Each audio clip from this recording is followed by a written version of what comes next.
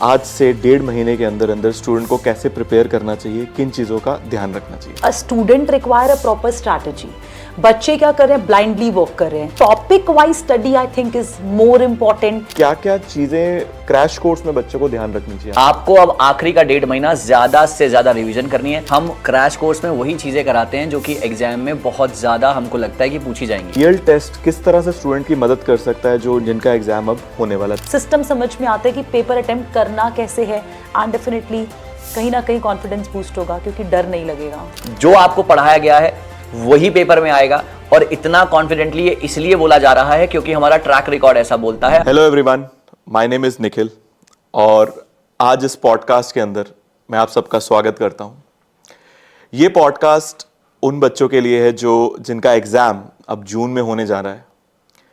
क्या चीज़ों का ध्यान रखना चाहिए, क्या क्या चीज़ें फॉलो करनी चाहिए, आपके पास 1-1.5 महीना भी बाकी है, किन चीज़ों पे आपको ज़्यादा फोकस करना है, किन किन चीज़ों पर आपको प्रैक्टिस ज़्यादा करनी है और क्या चीज़ों का एग्ज़ाम में ध्यान रखना है।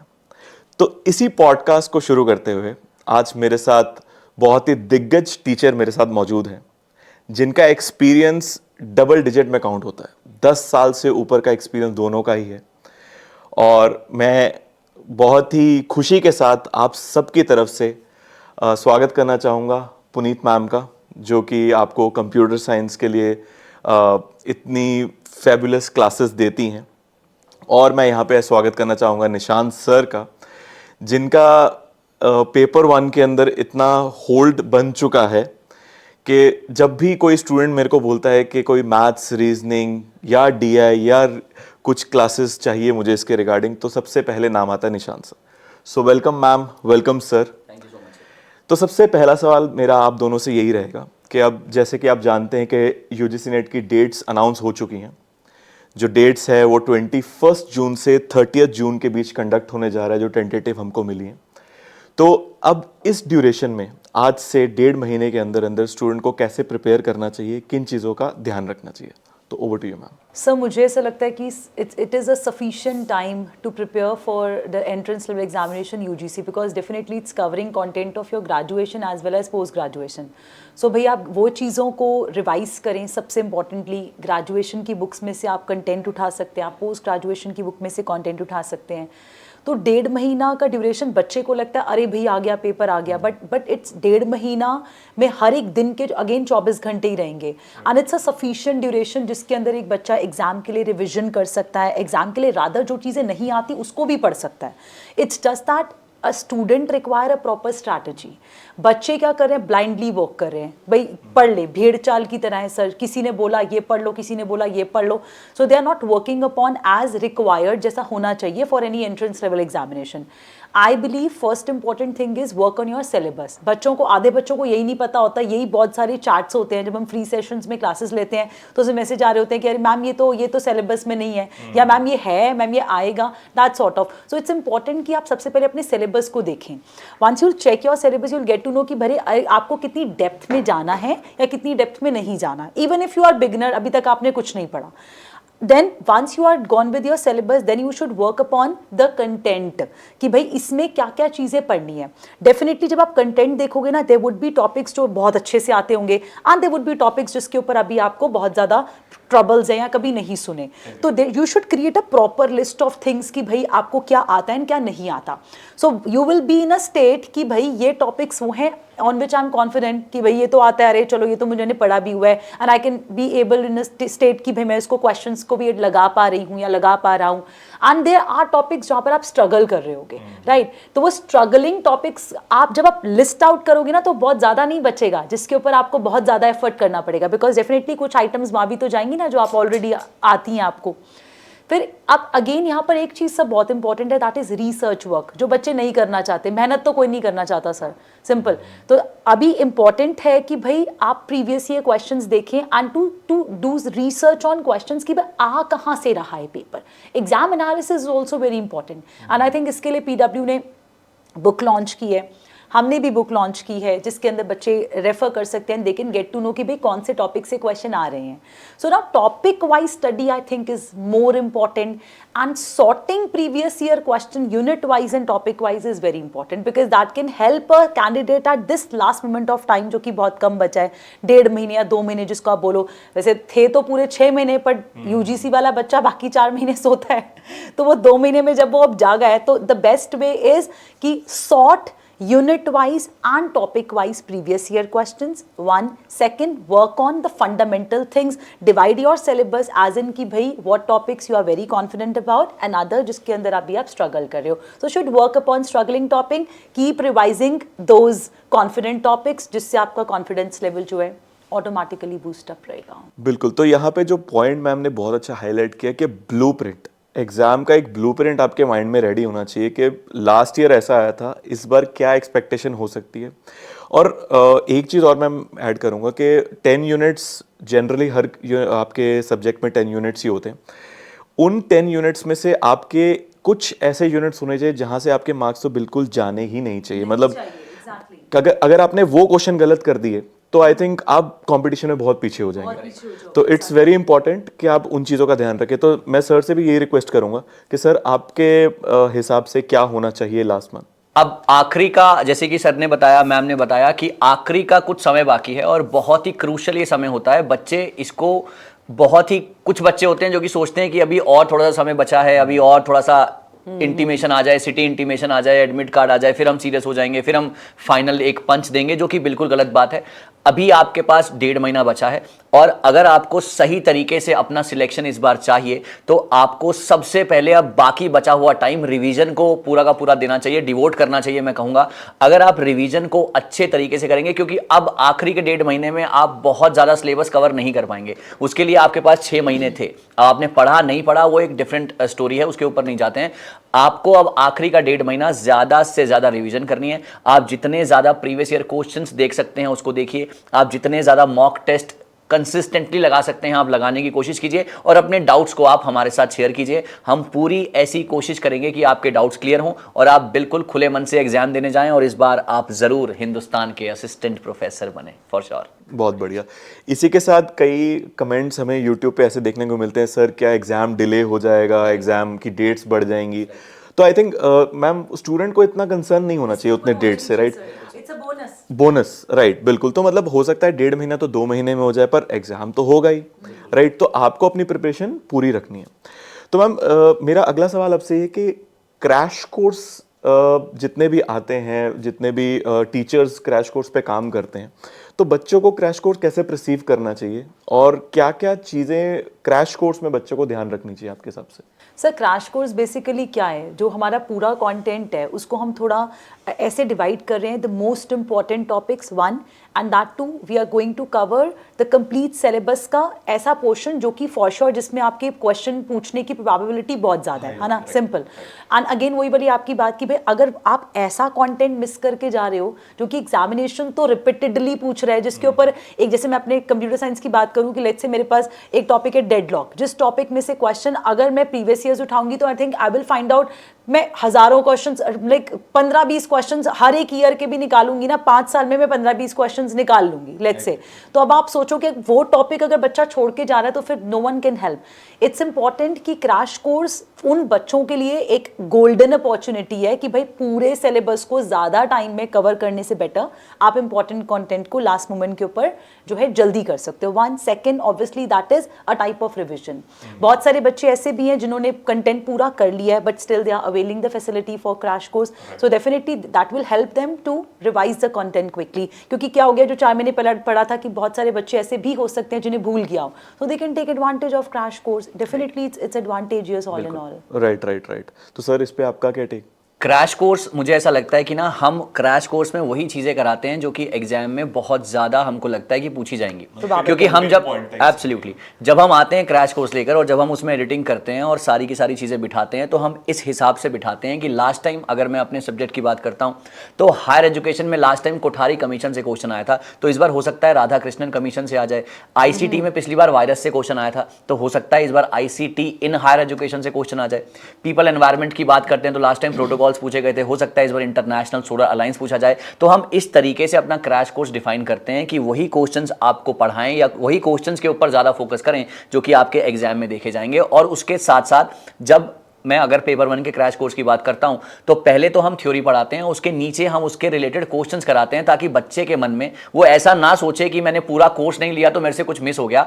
आपसे कुछ मिस नहीं हुआ है, आप बल्कि और ज्यादा जो क्रीमी लेयर है आप उसको पढ़ने के लिए बिल्कुल तैयार हो चुके हैं। और हम उसी तरीके से अपना क्रैश कोर्स डिफाइन करते हैं कि जो आपके लिए बहुत ज्यादा फ्रूटफुल हो। तो यही हमारी जो है आप सभी लोगों से ये बात है कि क्रैश कोर्स अभी भी अगर किसी को भी इसका पार्ट बनना है तो वो बिल्कुल बन सकता है और अपने प्रिपरेशन को एक नेक्स्ट लेवल पर लेकर जा सकता है। 1.5 महीना तकरीबन 45 दिन बहुत ज्यादा होते हैं। अगर आप अभी भी शुरुआत करते हैं तो कहीं ना कहीं तो जरूर पहुंच जाएंगे। राइट तो मतलब it's more of a revision plus practice. मतलब जैसे आपने कहा कि थ्योरी से रिवीजन हो गई, उसने रिवाइज कर लिया और क्वेश्चन से उसने प्रैक्टिस कर लिया। सो मतलब काफ़ी सफाइज हो जाता है वो अपनी प्रिपरेशन एक लीग में ले जाने के लिए। बहुत बच्चों का ये भी सवाल आता है कि चलो बैचेस हो गए, कोर्सेज हो गए, हमने पढ़ भी लिया, तो test series, sir test series कैसे अटेम्प्ट करें या फिर टेस्ट सीरीज को सही तरीका क्या होना चाहिए अटेम्प्ट करने का? सर टेस्ट सीरीज जो कि एक अपने अपने आप में ही एक फुल फ्लेजेड एक चीज़ है। टेस्ट सीरीज का मतलब मैं कहूँगा कि वो आपका एक आईना है। वो आपको ये बताएगा कि आप अपनी प्रिपरेशन में कहाँ पर स्टैंड करते हैं। अगर आपने जेन्युइनली अच्छे तरीके से पढ़ाई की है, काफ़ी बच्चों का, जैसे आपने कमेंट की बात की ना, तो काफ़ी बच्चों का एक $1 मिलियन क्वेश्चन जो हमेशा मेरे सामने पिछले पता नहीं कितने सालों से आ रहा है कि सर हम पढ़ तो रहे हैं लेकिन हमारा कोर्स, हमारा जो स्कोर है ना वो बढ़ नहीं रहा। तो यहां पर मैं उनसे कहना चाहूंगा कि अगर आपका स्कोर नहीं बढ़ रहा है तो इसमें कंटेंट की या किसी भी चीज की कमी नहीं है, वहां पर कमी है आपकी और ज्यादा प्रिपरेशन करने की। अगर आप और ज्यादा प्रिपरेशन करते हैं तो स्कोर कैसे नहीं बढ़ेगा। मिसाल के तौर पर जब आपका टेस्ट सीरीज होता है तो वहां पर जो है कैटेगरी वाइज या सेक्शन वाइज जो है बाइफरकेशन है कि आपने इस पर्टिकुलर सवाल को गलत किया है।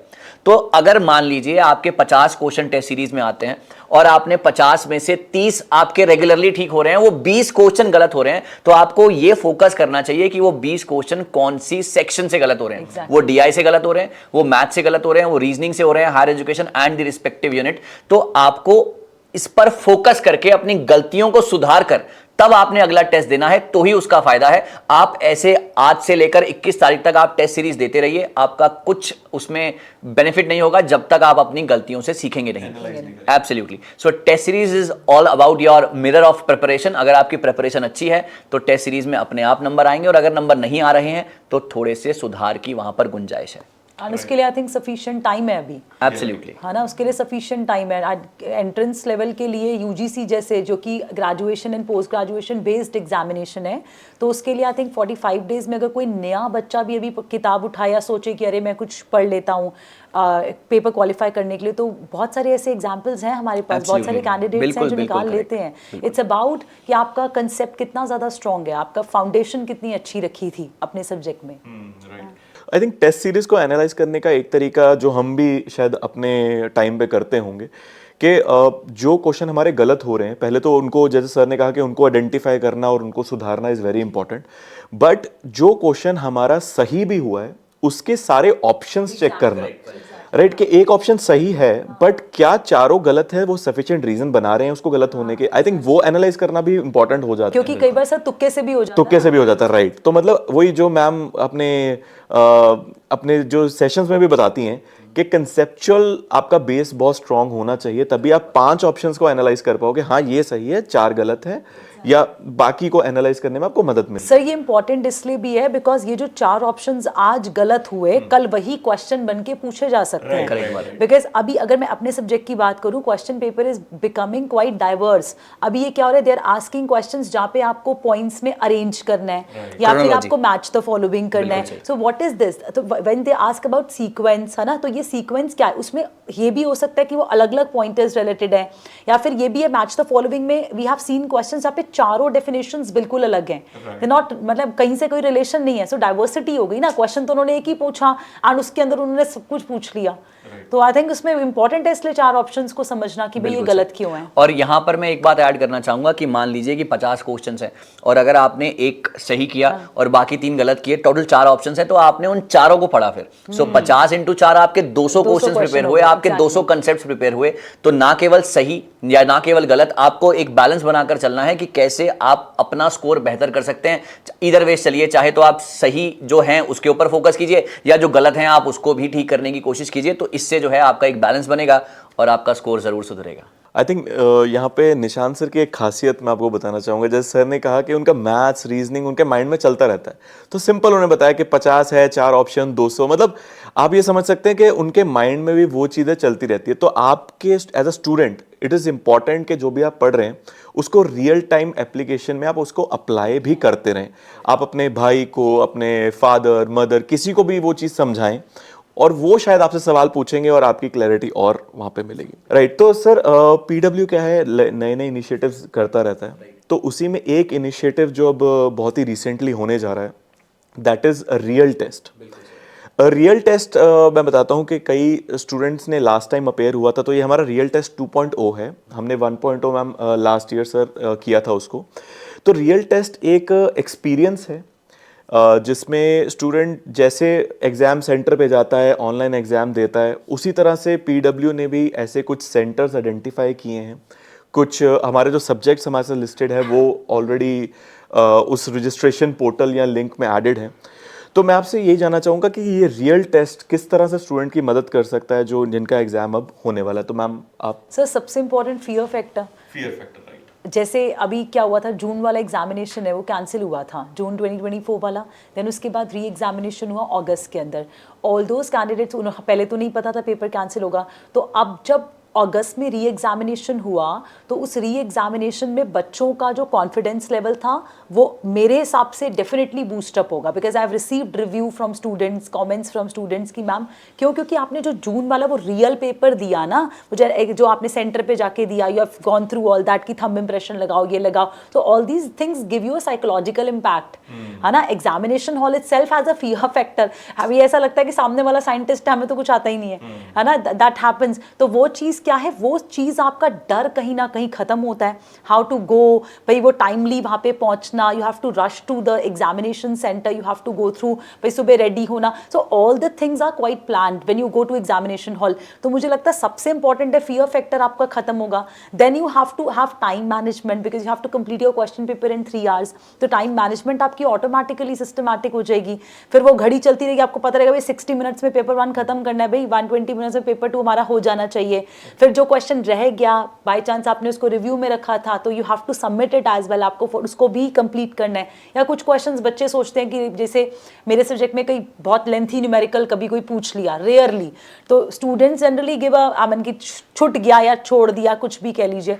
सो they have a time also कि भाई उनको मैनेजमेंट आएगी ना कि भाई अरे नहीं, इसमें टाइम कम लगाना है, इसमें टाइम बाद। Also they get to know कि क्या पहले करना है क्या बाद में करना है, which is a big challenge जो मुझे पर्सनली लगता है। जैसे कई बार कहते हैं कॉम्प्रिहेंशन वाला क्वेश्चन है, तो स्टूडेंट्स क्या उसको रीड करने में 15 मिनट लग गए, 20 मिनट लग गए। सो दे विल फाइंड आउट कि अरे भाई नहीं, ये वाली चीज को मैं बाकी अपने 45 क्वेश्चंस को इम्पैक्ट ना करूं, better I should go for first of all rest of the question, then I should focus upon such theory type of lengthy comprehensions और that those things. So this मुझे ऐसा लगता है कि एक सिस्टम समझ में आता है कि पेपर अटेम्प्ट करना कैसे है, एंड डेफिनेटली कहीं ना कहीं कॉन्फिडेंस बूस्ट होगा क्योंकि डर नहीं लगेगा। जी बिल्कुल सर, यहाँ पर जो रियल टेस्ट है ये बहुत ही एक तो शानदार इनिशिएटिव है कि हमको क्या करना पड़ रहा है, हमको ना बच्चों को इनवाइट कर रहे हैं हम कि वो आएँ, अपना स्किल टेस्ट करें, मतलब स्किल उनका अब कितना अच्छा हो चुका है, वो कितने अच्छे से एग्जाम दे पा रहे हैं। और सबसे बड़ी बात, यहाँ पर प्रेशर सिचुएशन में बैठकर वो 3 घंटे क्रंच सिचुएशन है और वहाँ पर देखना ज़्यादा बढ़िया रहेगा कि कौन सा सवाल मेरा सही हो रहा है,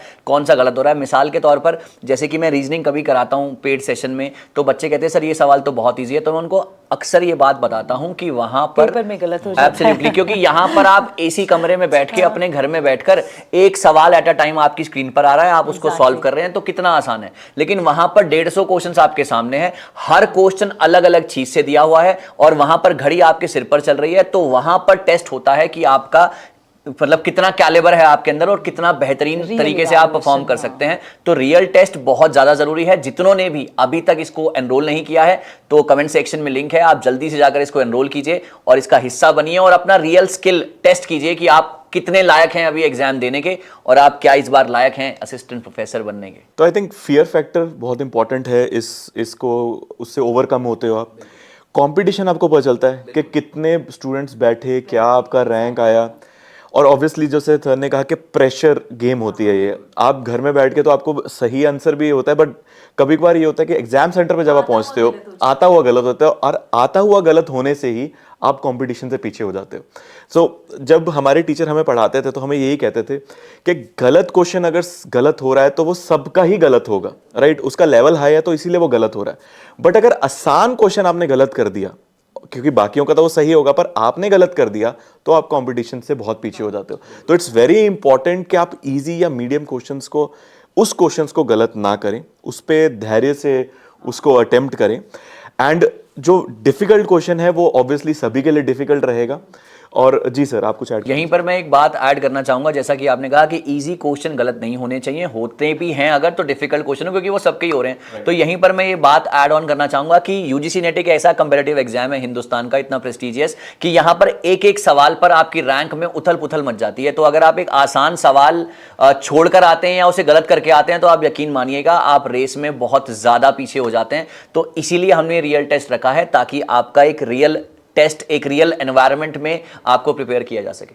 राइट। तो आई गेस आपको आज हमने जो स्ट्रैटेजी है वो डिस्कशन करी, हमने टेस्ट सीरीज के बारे में डिस्कशन करी, हमने क्रैश कोर्स के बारे में, रियल टेस्ट के बारे में, और ऑब्वियसली टाइम अब 1.5 महीना ही रह गया। तो मैं अपने पैनलिस्ट से बस यही रिक्वेस्ट करूंगा कि वो लास्ट मैसेज क्या देना चाहेंगे स्टूडेंट्स को, ताकि एक अच्छे एनवायरनमेंट में स्टूडेंट अपनी तैयारी को कंटिन्यू कर सके। जी ma'am. Sir, positivity first very important thing is positivity, because अभी लास्ट मोमेंट पे ना बहुत सारे बच्चे हो जाएंगे कि जो कहेंगे कि दिसंबर में पेपर देंगे, है ना, बिकॉज माइंड प्रेशर, सिलेबस दिखेगा, क्योंकि माइट बी कि वो अभी तक उन्होंने उतने उस लेवल से प्रिपरेशन नहीं करी थी।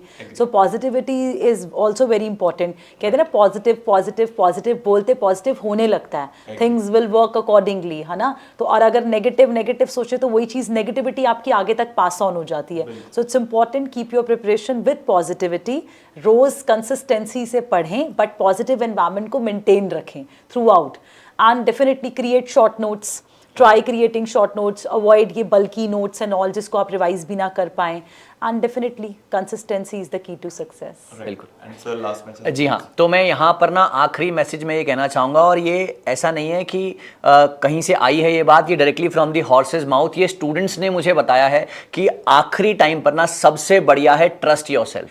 अगर जैसे मैम ने कहा पॉजिटिविटी बहुत ज़्यादा ज़रूरी है, लेकिन उसके ऊपर एक दूसरी चीज़ इंपॉर्टेंट है। अगर आप अपने ऊपर ट्रस्ट करते हैं, आप अपने कंटेंट के ऊपर ट्रस्ट करते हैं, आप अपने टीचर्स के ऊपर ट्रस्ट करते हैं, तो यकीन मानिएगा रिजल्ट पॉजिटिव ही आने वाला है। क्योंकि आखिरी मोमेंट पे ना बहुत ज़्यादा पैनिक सिचुएशन है, बच्चे एंशियस हैं कि मैं ये भी पढ़ लेता हूँ, मैं यहाँ से भी पढ़ लेता हूँ, मैं इसके भी नोट्स पढ़ लूँ, मैं उसके भी नोट्स पढ़ लूँ, और यहाँ पर आकर वो गलती कर जाते हैं, आखिरी के 1.5 महीने में वो पैनिक कर जाते हैं। तो ऐसा नहीं करना है, जो आपको पढ़ाया गया है वही पेपर में आएगा। और इतना कॉन्फिडेंटली ये इसलिए बोला जा रहा है क्योंकि हमारा ट्रैक रिकॉर्ड ऐसा बोलता है। आप पुरानी वीडियोस में चेक कर सकते हैं कि बच्चों ने खुद ये बोला है कि सर जो पढ़ाया था वही आया है, बस हमको ट्रस्ट करने की जरूरत थी और ट्रस्ट किया हमने और रिजल्ट हमारे सामने है। तो अगर आप भी अपना एग्जाम इसी बार क्रैक करना चाहते हैं, जून 2025 में असिस्टेंट प्रोफेसर बनना चाहते हैं, तो हमारे ऊपर भरोसा कीजिए, अपने ऊपर भरोसा कीजिए और कंसिस्टेंट तरीके से रिवीजन करते रहिए और यकीन मानिएगा जीत आपकी ही होगी। राइट। तो पॉजिटिविटी, कंसिस्टेंसी और अपने जो फियर है उसको कैसे ओवरकम करना है, वही स्ट्रैटेजी है। और लास्ट ये मैसेज यही होगा कि अपना एग्ज़ाम बिल्कुल कामनेस के साथ दें, क्वेश्चन को ध्यान से पढ़ें और ज़रूर आप सही ट्रैक पे हैं। बस अपने पे थोड़ा सा, जैसे सर ने कहा, ट्रस्ट करें, भरोसा रखें कि आपका एग्ज़ाम भी क्वालिफाई हो सकता है। सो थैंक यू, और thank you ma'am, thank you sir यहाँ पे आज प्रेजेंट होने के लिए और बच्चों को गाइडेंस देने के लिए। आई होप ये सेशन आपके लिए यूज़फुल रहा होगा। और जब नेक्स्ट टाइम जो भी बच्चे आज हमारा सेशन देख रहे होंगे, नेक्स्ट टाइम हम एक्सपेक्ट करते हैं कि वो हमारे रिजल्ट सेलिब्रेशन वाले इवेंट का भी पार्ट रहें, ताकि हमें भी अच्छा लगेगा कि उन्होंने ये मंजिल हासिल की है और आपको भी अच्छा लगेगा और आपके फैमिली को भी अच्छा लगेगा। So all the best to you and do your best in the upcoming exam. All the best guys, thank you so much.